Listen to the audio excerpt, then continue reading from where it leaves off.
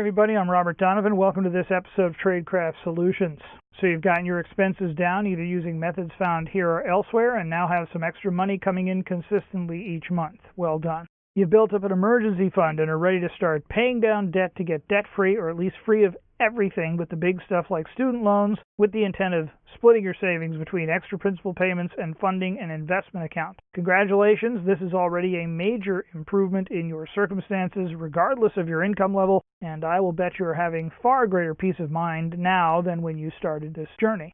But to keep that trend going, particularly if you have any combination of multiple debts spread between credit cards, student loans, car loans, line of credit, maybe a mortgage if your income's sufficiently high, you're going to need to decide in what order to pay off your debts. There are 5 popular strategies to do that. All have advantages and drawbacks depending on your total debt, what type of debt it is, the interest cost, and how high your income is. The first one is the pay your debts off in order of highest to lowest interest rate first, commonly referred to, I believe, as the debt avalanche. That will be the subject of this video. The next popular one is the pay your debts off in order of lowest to highest unpaid principal balance. That is commonly known as the debt snowball, popularized by Dave Ramsey.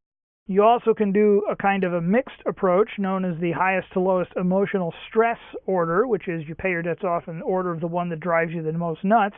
Following that, you have debt consolidation, and if all else fails, bankruptcy. I'm against mindlessly applying any of these methods. The first thing I like to do before deciding which approach to use is to add up all my variable payment and fixed payment debt, and then rank all my debts in order of highest to lowest interest rate, and then in order of lowest to highest balance. Formulas are in the description below, and you're seeing them on the screen now. The daily rate factor is the standard at most lending institutions. More frequent compounding rate lets banks advertise a lower APR, but for purposes of simplicity, I am going to use the monthly rate factor for this video. It is simply less tedious to calculate. If I do all this and find I have mostly variable payment debt, I tend to favor the highest interest rate first approach. If I find I have mostly fixed payment debt, I tend to use a mixed approach.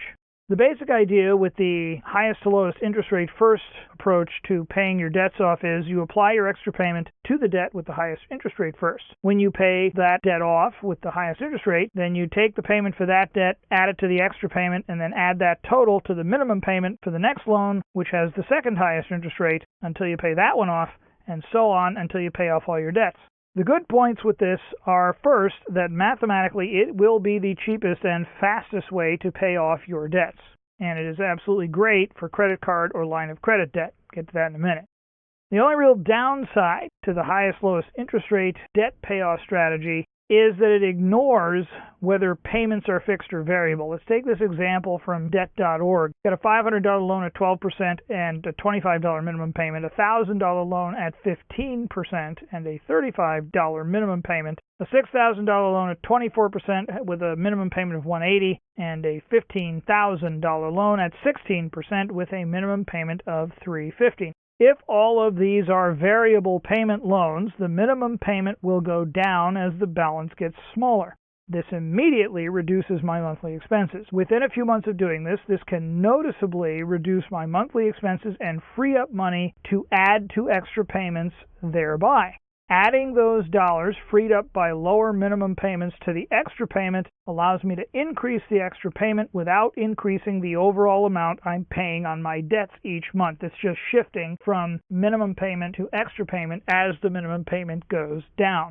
Fixed payment loans, though, it's a different story, because with fixed payment loans like mortgages and student loans, the payment stays the same regardless of the balance until the loan is paid off. It goes to zero then. This reduces your back-end interest costs, but the total bills only go down when the first loan is paid off. Now, this is not as big a deal for those who can make large extra payments each month.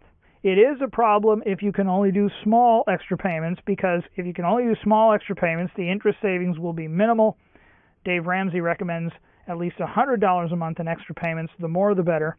And the reason the interest savings will be minimal is that the smaller the extra payment, the closer you are to just making the minimum payment, which means the closer you are to the interest costs you would have had anyway. This could be a bit psychologically grueling too, because the payment stays the same and it feels like no progress is being made in terms of your monthly expenses, even though there is progress being made because the interest cost is being reduced, the total debt is getting paid off faster, but your total expenses stay the same until each loan is paid off completely. It doesn't feel like there's much progress in terms of what you're spending each month.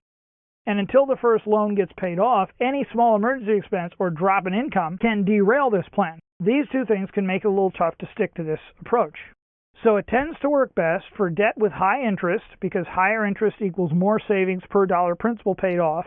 Variable payment debt like credit cards and lines of credit, because the minimum payment goes down as the principal balance gets smaller. It tends to work well for people with high steady monthly income who can make large extra payments. Of course, people with high steady income are going to have an easier time of this no matter what, but it works the very best when the loan with the highest interest rate also carries the highest monthly interest cost, but that depends as much on the balance as the interest rate. If, on the other hand, you can only do small extra payments, if your income or expenses fluctuate a lot, or you have mostly fixed payment debt, you may want to use the lowest balance first method, which we will look at in the next video. If you want to see the full debt reduction series that we're doing on this channel, click the top left link on the screen. If you want to see more Tradecraft Solutions videos on other topics, click the bottom left link on the screen. The bottom right link is what YouTube thinks you should be watching next. Till we see you in the next video, as always, may the balance of your day be awesome.